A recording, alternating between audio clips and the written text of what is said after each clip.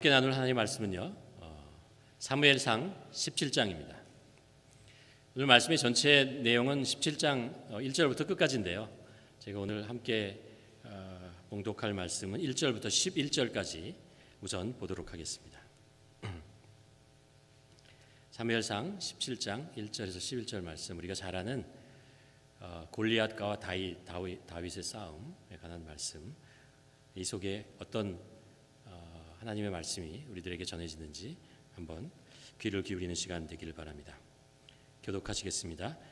블레셋 사람들이 그들의 군대를 모으고 싸우고자 하여 유대에 속한 소고에 모여 소고와 아세가 사이의 에베스 담빈에 진침해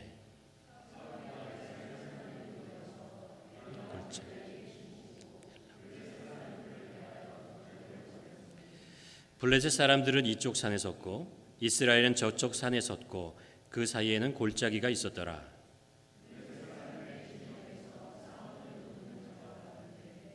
그 이름은 골리앗이요 가젯 사람이라. 그의 키는 6규빗. 머리에는 놋 투구를 썼고 몸에는 비늘 갑옷을 입었으니 그 갑옷의 무게가 놋 5천 세겔이며 그의 다리에는 놋 어깨에는 그 창 자루는 배틀채 같고 창 날은 철 600세겔이며 방패든 자가 앞서 행하더라. 너희가 어찌하여 나와서 전열을 벌였느냐? 나는 블레셋 사람이 아니며 너희는 사울의 신복이 아니냐? 그가 나와 싸워서 나를 죽이면 우리가 너희의 종이 되고 만일 내가 이겨 그를 죽이면 너희가 우리의 종이 되어 우리를 섬길 것이니라. 내가 오늘 이스라엘의 군대를 모욕하였으니 함께 읽겠습니다. 사울과 온 이스라엘이 블레셋 사람들의 이 말을 듣고 놀라 크게 두려워하느니라. 오늘 17장 말씀 우리가 잘 아는 말씀이죠. 골리앗과 다윗의 싸움에 관한 것인데요. 이 내용을 간단하게 요약하면 이렇게 됩니다. 사울이 통치하는 때였습니다. 블레셋 사람들이 쳐들어왔고 블레셋 사람들이 에베스 담빈이라는 곳에 이제 진을 쳤습니다. 그리고 거기 골짜기가 있고 골짜기가 바로 넘어서 엘라 골짜기에는 평지죠. 그곳에 이제 이스라엘 군대, 사울의 군대들이 이제 진을 치고 있었습니다. 그때 이제 블레셋에서 골리앗이라는 장수가 나와서 1대1 싸움을 겁니다. 그래서 나와 1대1로 싸우자라고 얘기합니다. 근데 이스라엘 쪽에서는 아무도 골리앗과 싸우겠다는 사람이 없습니다.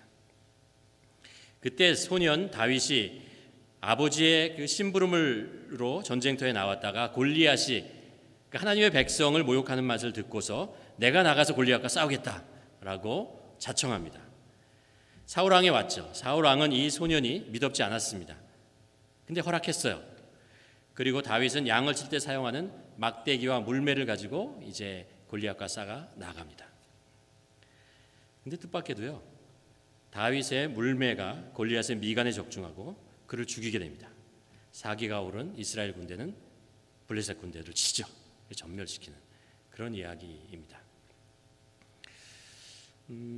우리가 이제 말씀을 읽으면서 이렇게 묵상하면서 그런 우리가 묵상할 때 연습을 하지 않습니까? 이 제목을 한번 정해보는 그런 연습을 하는데 제가 이 말씀을 이렇게 읽고 묵상하면서 제목을 이렇게 지었습니다. 두 얼굴, 두 믿음. 두 얼굴은 블레셋과 골리앗이 가지고 있던 두 얼굴이고요. 두 믿음이라고 하는 것은 이스라엘, 다윗을 포함한 이스라엘이 가지고 있었던 두 개의 믿음에 관한 것입니다. 오늘 말씀을 통해서 그것을 우리가 볼 수 있습니다. 블레셋과 골리앗의 두 얼굴. 여러분, 블레셋이라는 민족은요, 사울 왕이 통치할 당시 사울 왕의 가장 큰 적이었습니다. 블레셋 민족은 BC 12세기 13세기쯤에 이 유럽 쪽에서 이제 내려온 용맹하고도 키가 크고 그리고 그 전쟁에 아주 전략을 많이 가지고 있었던요, 일종의 해양 민족입니다. 배를 타고 다니고 이렇게 이쪽 저쪽을 옮겨 다니는 거죠. 그러다가 이제 내려와서 이집트에 와서 이집트와 전쟁을 하다가 져요.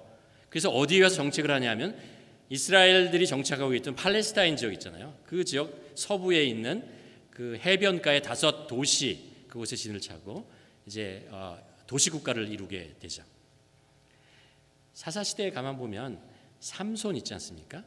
삼손을 이렇게 유혹했던 게 데릴라잖아요. 데릴라가 그 이 블레셋에 속한 여자였고, 삼손이 결국 블레셋에 잡혀가지고 눈이 뽑히는 그런 수모를 당하게 됩니다. 엘리 제사장 때 홈리와 비느하스가 블레셋의 전쟁에서 나가지 않습니까? 그곳에서 언약궤를 가지고 나갔다 언약궤를 뺏겨버려요. 그게 이제 블레셋과의 전쟁이었습니다. 나중에 또 사무엘이 이스라엘 민족을 미스바에 불러서 회개 운동을 하고 있을 때 그때 쳐들어왔던 것이 바로 블레셋입니다. 그리고 우리가 13장 14장에서 보지만 사울 왕이 되었을 때 사울 왕이 계속해서 싸웠던 민족이 블레셋이고요. 결국 사울 왕은 마지막 블레셋과의 전쟁에서 목숨을 잃게 됩니다. 그만큼 블레셋은 사울 왕 시대의 가장 강력한 적이었고 또 무서운 상대였습니다. 골리앗은 오늘 본문에요, 말도 안 되는 그런 모습으로 우리들에게 나타나 있습니다. 거인이죠. 한마디로 표현하면 거인입니다. 잘 보면요, 그 키는 6규빗 한 뼘이라고 하는데 요새로 한번 계산하면 3m 가까이 되는 것 같아요. 그리고 갑옷의 무게가 놋 5,000세겔이에요. 대충 한 60kg 조금 못 되는 그 정도의 놋으로 만든 갑옷을 입고 있었고, 놋으로 만든 투구를 가지고 있었고, 놋 갑반을 찾고, 그리고 놋 단창을 어깨에 차고 있었습니다. 그리고 창자루는요, 그 무게가 철 600세겔이었습니다. 지금으로 말하면 한 7kg.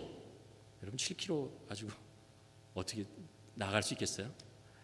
그리고 방패가 있었는데 방패를 들고 다니는 앞에 호위병이 따라다녔을 정도로 전신을 가릴 수 있는 큰 방패, 어마어마한 방패를 가지고 다녔습니다. 이런 그 골리앗이 이스라엘을 향해서 나랑 1대1로 붙자라고 얘기하는 거죠. 그래서 내가 지면 너희의 종이 되겠고, 그리고 내가 이기면 너희가 내 종이 되라, 이렇게 얘기합니다. 그때 이스라엘 백성들이 이 모습을 보고 한마디로 성경이 요약하는데 이렇게 11절에 보면요, 그 말을 듣고 놀라 두려워 떨더라. 골리앗 하면 직관적으로 반응하는 것이 그거잖아요. 공포의 대상. 이 말씀이 우리들에게 주는 의미가 있습니다. 우리도 세상을 살다 보면 두려움의 대상이 있습니다. 공포의 대상이 있죠. 혹시 이런 일이 나한테 일어날지도 모른다라는 그런 두려움을 주는 것이 있습니다. 아마 그 6.25나 아니면 전쟁을 경험했던 세대는 전쟁이라는 것에 대한 어떤 트라우마 같은 것을 분명히 가지고 있을 것입니다. 월남전이나 이런 데 참석했던 미군들을 이렇게 정신적으로 하면 다 트라우마를 가지고 있잖아요. 그리고 경제 위기에 대한 어떤 두려움 같은 것들, 아니면 압제, 폭력 이런 것 같은 두려움을 가지고 있는 사람도 있고, 또 사람들 간의 그 갈등 때문에 가지고 있는 두려움, 사람들을 가만 보면 다 그런 두려움들을 다 가지고 있습니다. 이게 블레셋과 골리앗 하면은 우리 마음속에 나타나는 그런 얼굴이죠. 공포의 대상, 두려움의 대상입니다. 근데 가만히 말씀을 읽어보면요, 과연 블레셋과 골리앗이 정말 두려움의 대상인가? 그들의 얼굴이 꼭 그런 것인가? 라는 생각을 하게 됩니다. 골리앗이요, 그렇게 큰 등치, 3m 가까운 등치, 큰 키와 그 등치를 가지고 있는데 그가 정말 중무장을 하고 있잖아요. 근데 가만히 읽어보면 이건 중무장이 아니고 과무장을 하고 있는 것 같습니다. 이렇게까지 자기를 그 무장할 필요가 있을까라는 거죠. 큰 등치를 가지고 무엇이 두려워서 이렇게까지 자기를 보호하며, 무엇이 두려워서 이렇게까지 그 어마어마한 장비를 가지고 나오는 것인가라는 거죠. 그리고 또 방패를 들 사람은 또 호위병으로 그 앞에 세우는 거죠. 성경을 가만히 읽어보면요, 그 사무엘상 13장 읽어보면 당시에 이스라엘 군대가 가지고 있던 무기에 대한 얘기가 나옵니다. 당시 이스라엘 군대들이 가지고 있던 무기라는 것이 뭐냐면요, 사무엘 왕과 몇 명만이 제대로 된 무기를 가지고 있었고, 나머지 일반 군인들은 농사에 사용하던 농기구를 가지고 나와 싸웠다라는 말이 나옵니다. 그만큼 준비되지 않은 그런 모습으로 이스라엘 군대들이 형성되고 있었다는 것을 알 수 있습니다. 블레셋이 그것을 알고 있어요. 그런데 왜 이렇게까지 자기를 보호하기 위해서 엄청난 장비를 가지고 나왔을까라는 거죠. 골리앗이 다윗을 보면서 무슨 얘기를 하냐면 가까이 오라고 합니다. 왜 자꾸 가까이 오라고 할까요? 골리앗이 가까이 갈 수가 없어요. 그냥 무거워서 따라갈 수가 없어요. 그러니까 계속 나한테 와서 나한테 가까이에서 싸우자라는 이야기를 합니다. 상대가 가까우지 않으면 싸울 수 없는 그런 모습으로 골리앗이 서 있는 것을 우리가 알 수 있습니다. 말콤 글래드웰이라는 사람이 책을 하나 썼는데, 그 책이 삼손이 아니죠, 다윗과 골리앗에 대한 이야기예요. 거기서 43절 말씀을 가지고 이렇게 얘기를 하는 구절이 나옵니다. 골리앗이 얘기하는 거예요, 다윗한테. 내가 나를 개로 여기고 막대기를 가지고 내게 나오느냐.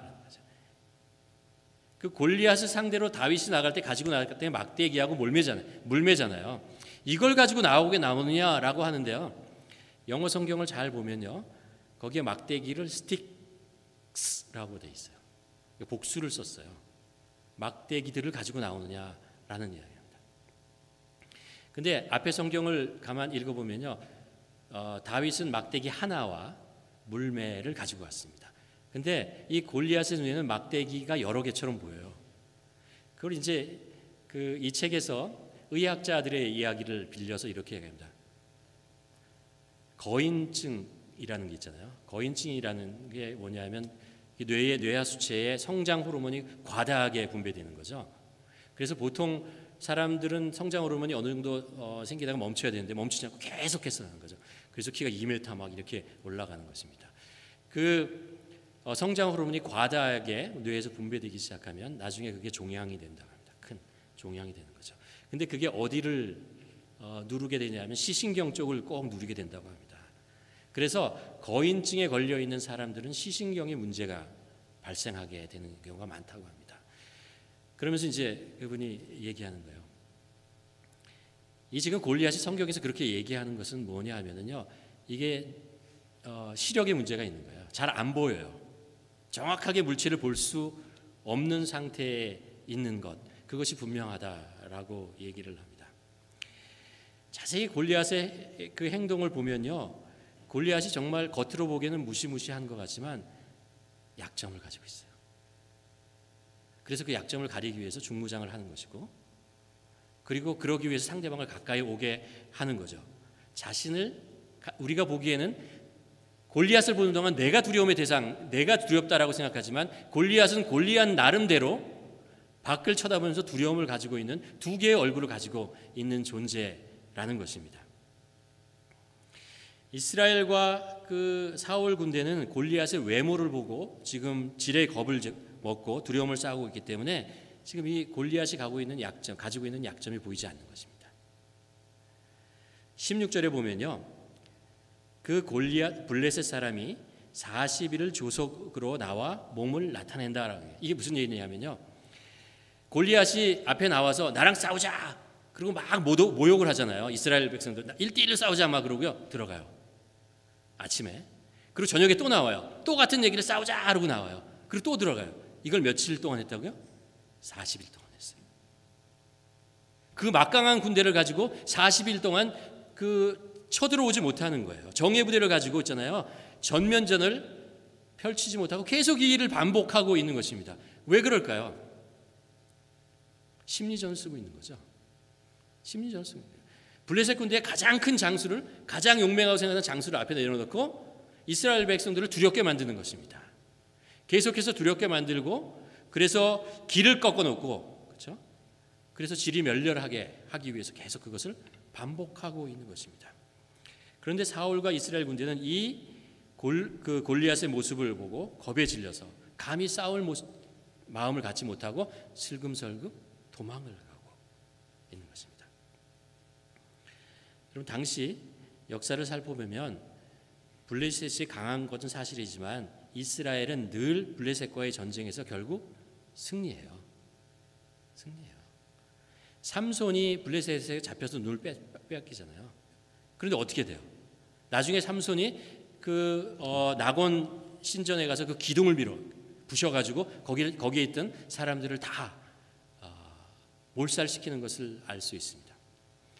홈리와 비느하스가 전쟁에 나가서 언약궤를 빼앗기지만 어떻게 돼요? 언약궤로 인해서 그 블레셋에 있던 신들이 다 무너지잖아요. 우상들이 다 무너지고 나중에 이들이 여호와 하나님을 두려워해가지고 그 언약궤를 돌려보냅니다. 또 사무엘 시대에 비느하스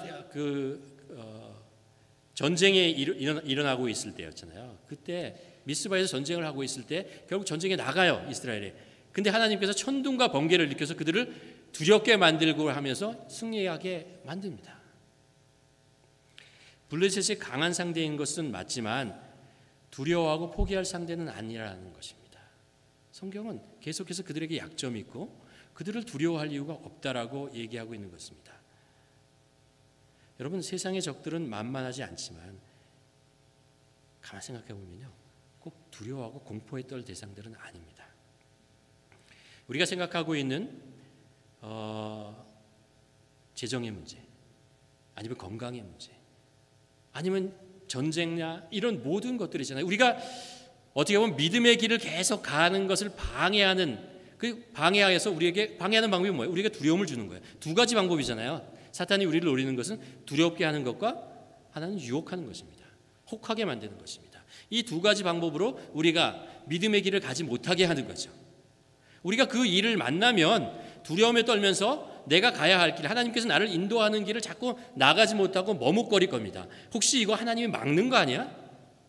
아니면 이렇게 나가다가 내가 어떤 일을 당하는 것이 아니야? 그래서 하나님이 원하는 믿음의 길로 자꾸 못 나가고 주저주저하게 만드는 거죠. 과연 이거 누가 하는 거예요? 왜 우리에게 이 두려운 마음을 주고 공포의 마음을 주고 그 길이 분명히 하나님이 인도하시고 내가 가야 할 길인데도 불구하고 안 하게 주저주저하게 만드냐 말입니까? 사탄이 하는 거죠. 어두운 세력이 우리를 그쪽에 하지 못하도록 계속해서 만드는 것입니다. 고린도전서 10장에서 그런 사도 바울이 그런 얘기를 하지 않습니까? 사람이 감당할 시험 밖에는 하나님께서 허락하지 않는다라고 그랬어요. 시험 당할 쯤에 피할 길을 내주신다고 하셨습니다. 두려움의 대상이 무서운 것은 사실이지만 그것으로 인해서 우리가 공포에 떨고 좌절하고 쓰러지는 아니라는 것입니다.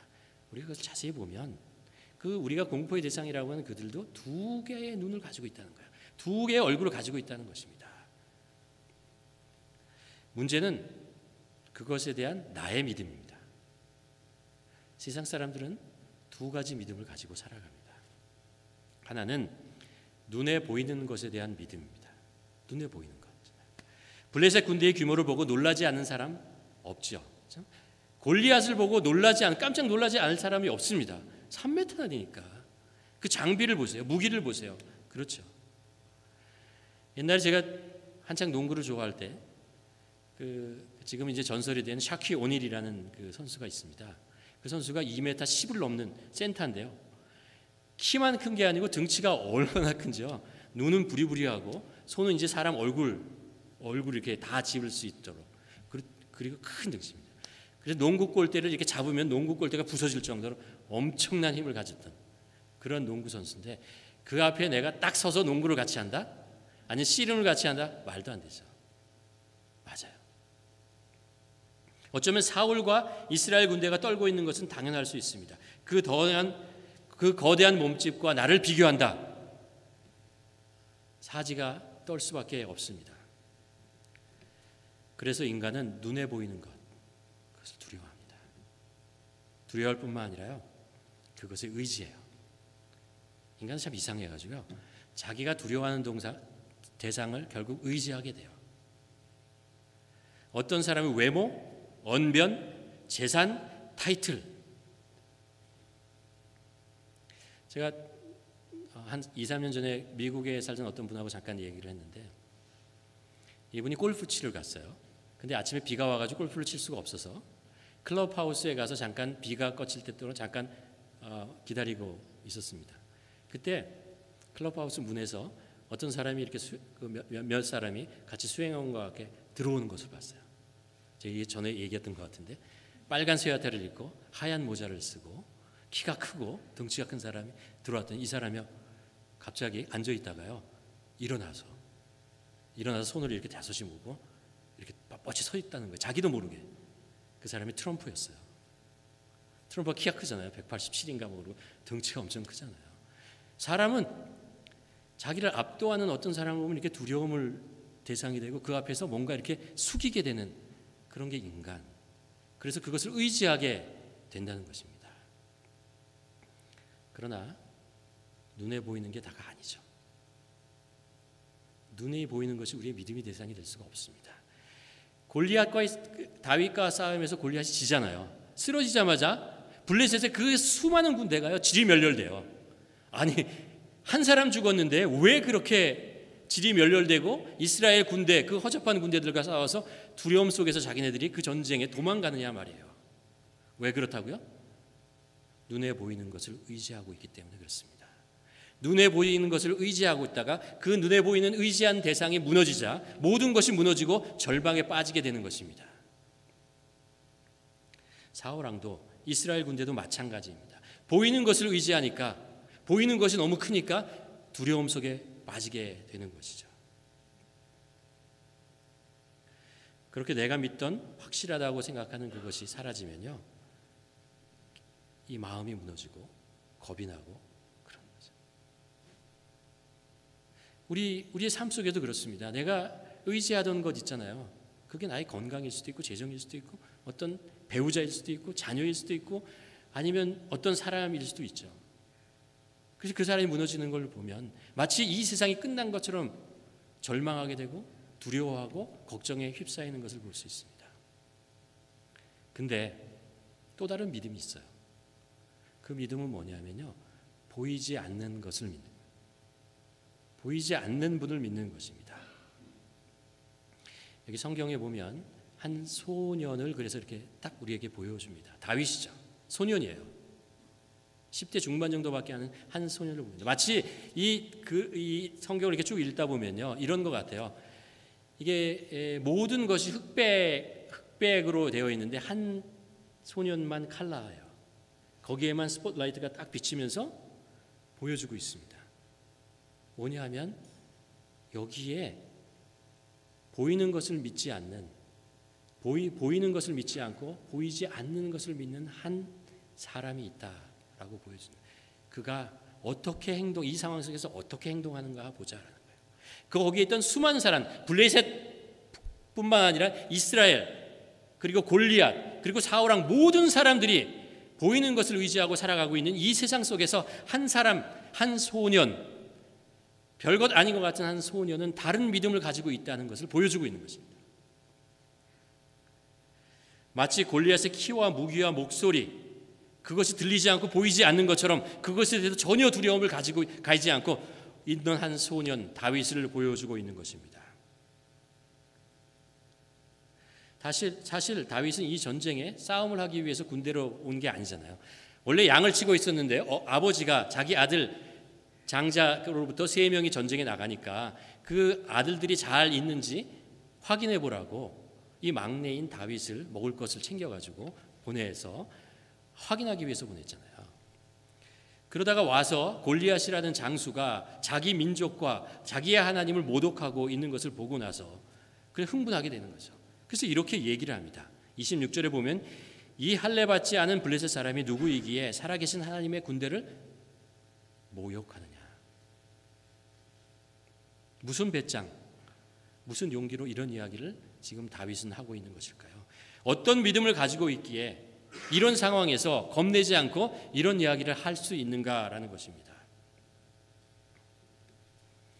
우리는 여기서 인생에서 만나는 많은 적들, 사탄의 그 두려움, 그것을 어떻게 이겨내느냐라는 것을 우리가 배울 수 있습니다. 그건요, 보이지 않는 하나님을 믿는 것입니다.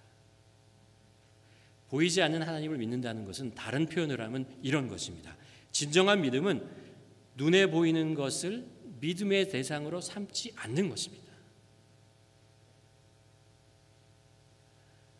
보이지 않는 하나님을 믿는다는 것은요, 우리 눈에 보이는 그것을 믿음의 대상으로 삼지 않는다라는 거예요. 이 사실을 좀 더 일반화하면 이렇게 얘기할 수 있습니다. 눈에 보이는 것을 인생의 목표로 삼지 않는다는 거예요. 그런 것이 나의 인생의 목표가 아니라고 생각하는 것입니다. 눈에 보이는 것 모든 것은 변합니다. 지금 내 눈앞에 산같이 보일지라도 바람이 불면 모래와 같이 다 사라져서 그 다음날 없어지고 마는 것이 이 세상에 있는 것들입니다. 그래서 다윗이 시편에서 이렇게 얘기하죠. 악인들은 그렇지 아니하며 오직 바람에 나는 겨와 같다 그랬어요. 바람에 나는 겨. 바람이 훅 하고 날아가서 더 이상 보이지 않는 것. 다윗은 사울 앞에 서서 이제 배짱 있게 내가 전쟁에 나가겠다 이렇게 얘기합니다. 32절을 보면 그로 말미암아 사람들이 낙담하지 말 것이라 주의 종이 가서 저 블레셋 사람들과 싸우겠다라고 얘기를 합니다. 그랬더니 사울이 이제 어린 다윗이 와서 이런 이야기를 하니까 아니 네가 어떻게 그렇게 하겠느냐라는 이야기를 하죠. 너 같은 작은 손이 어떻게 골리앗과 상대가 되겠느냐, 두렵지 않느냐라는 이야기를 합니다. 그때 다윗이 이런 고백을 합니다. 37절 내용인데요. 여호와께서 나를 사자의 발톱과 곰의 발톱에서 건져내셨은즉 나를 블레셋 사람의 손에서도 건져내시이다.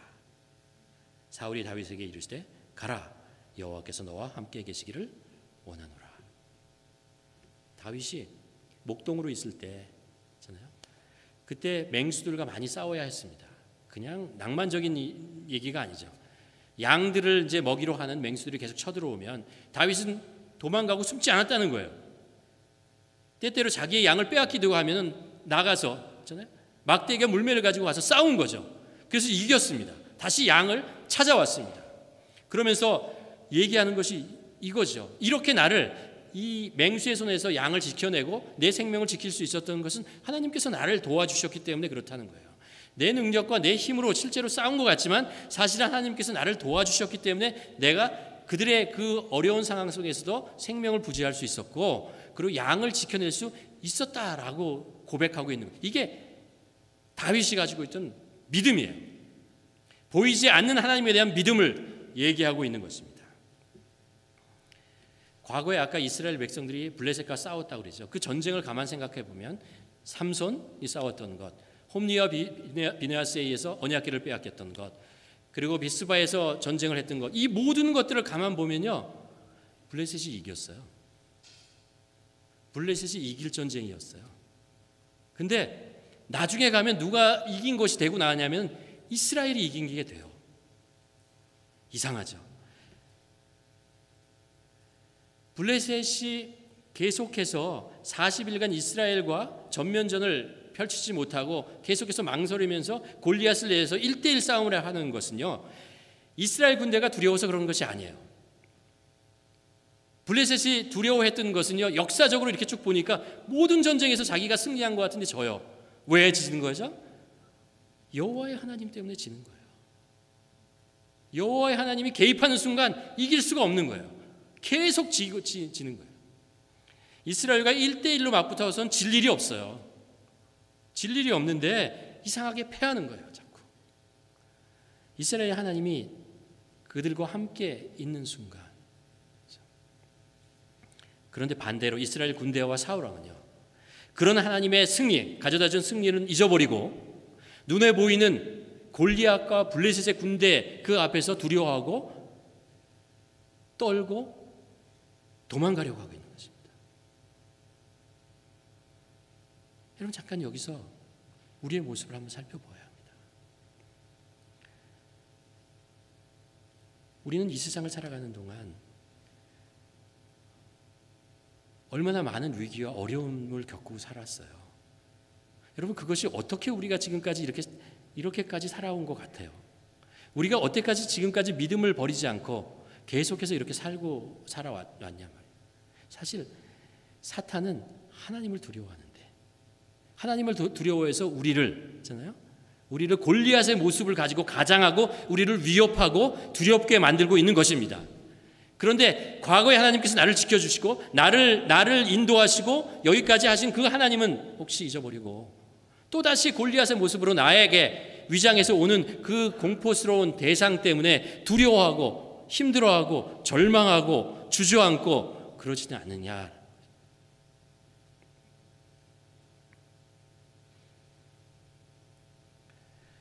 혹시 여전히 눈에 보이는 적 때문에 두려워하고 있지 않느냐. 우리의 인생이라는 것이요, 크게 변하는 변곡점이 있습니다. 그 중에 하나가 뭐냐면 이거죠. 바로 이 이야기입니다. 세상은 눈에 보이는 것보다 눈에 보이지 않는 그분에 의해서 움직여진다라는 거예요. 그것을 마음으로 고백하며 믿게 될 때 우리의 인생은 큰 변화를 일으킵니다. 히브리서 3장 11장에서 이렇게 얘기하죠. 믿음으로 모든 세계가 하나님의 말씀으로 지어진 줄을 우리가 아나니. 보이는 것은 나타나는 것으로 말미암아 된 것이 아니라는 거예요. 우리가 눈으로 보고 있는 것이 그것으로 된 것이 아니라는 거죠. 그 뒤에 보이지 않는 무엇인가 있기 때문에 그것이 다 만들어지고 운행되어지고 그리고 유지되어지고 있다는 것이, 하나님께서 우리를 사랑하시고 지켜주시기 때문에 이 땅이 존재하는 것이라는 것입니다. 하나님께서 우리를 지켜주시기 때문에 우리가 구원을 이루고 살아갈 수 있는 것이죠. 이 교회 하나님께서 지켜주시니까, 그러니까 하누리 교회라는 교회의 모양을 가지고 우리 함께 예배하며 이 어려운 상황 속에서 같이 믿음 생활을 할 수 있는 것이죠. 우리가 이민자로서 이 세상에 와서 말도 제대로 못하고 이 땅에서 살지만 그럼에도 불구하고 우리 이렇게 살아갈 수 있는 것이요, 하나님께서 우리를 지켜주셨기 때문에 그런 거예요. 이것이 내 마음속에 확신으로 들어올 때, 그럴 때 말이죠, 보이지 아니하는 것, 그 분이 우리를 통치하고 우리를 지배하고 우리를 보호하신다는 것을 알게 될 때, 그 믿음이 될 때 우리의 삶이 확 바뀌는 겁니다.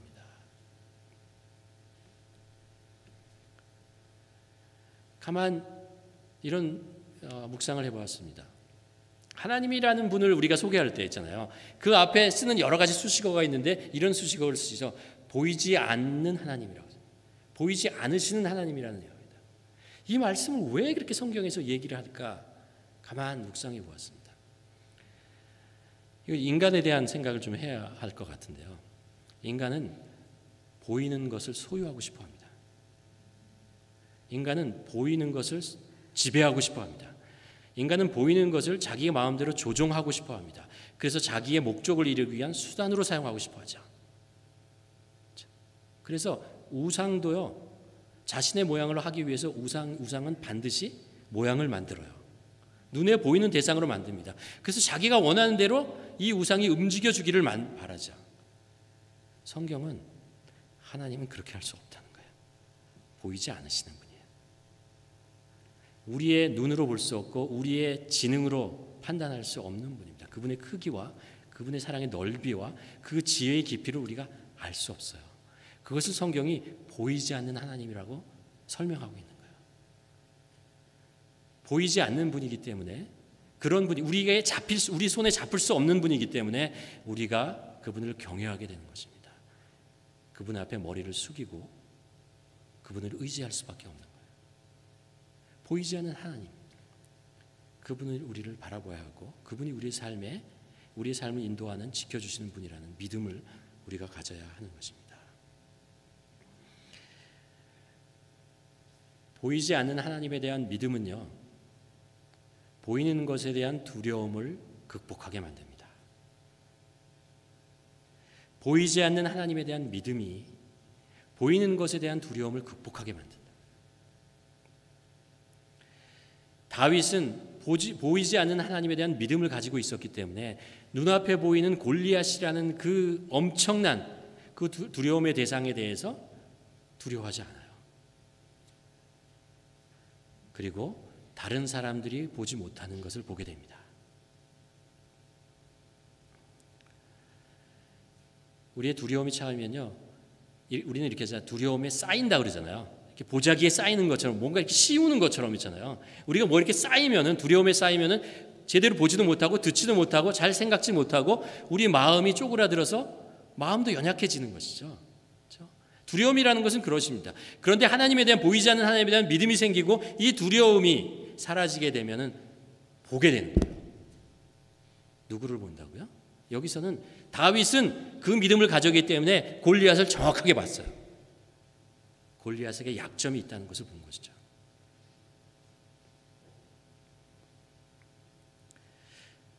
전쟁은 하나님에게 속한 것입니다. 하나님에게 속하신 겁니다. 다윗이 그렇게 고백하죠. 47절에서 여호와의 구원하심이 칼과 창에 있지 아니함은 이 무리에게 알게 하려 함이라. 전쟁은 여호와께 속했다는 거예요.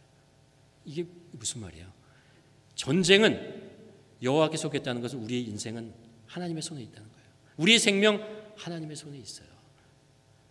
우리 직장, 우리 아이들, 우리 가정 모두 하나님의 손에 있는 거예요.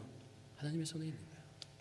우리의 손에 있지 않고 어떤 사람의 손에, 어떤 세력에, 어느 시스템 속에 속한 것이 아니라는 거예요. 우리는 우리의 생명은 하나님 거예요.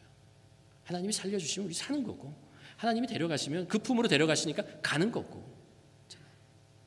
우리는 물질이 생기면 감사한 거고 나누는 거고, 모자라도 하나님의 품으로 우리의 일여의 양식을 주실 것이니 우리는 또 그렇게 성실하게 살아가는 것입니다.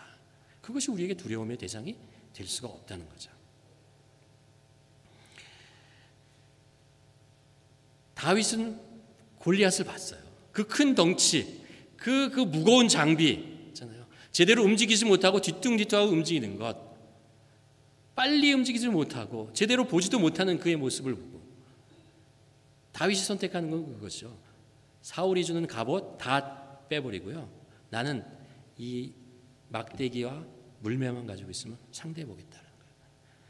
그 고대 전쟁에는 무기가 세 가지가 있었습니다. 하나는 전차죠. 전차는 상대방이 어떤 견고한 진을 하고 있을 때 그것을 뚫고 나가는 거죠. 전차를 통해서. 그리고 또 하나 있었습니다. 근접해서 싸울 때는 창과 칼과 방패죠. 그걸 가지고 싸우는 것입니다. 또 하나 있었어요. 멀리서 싸울 때 상대를 할 때 사용하는 것이죠. 활과 물매였습니다. 다윗이 가지고 나왔던 어린이 장난감의 물매가 아니고요.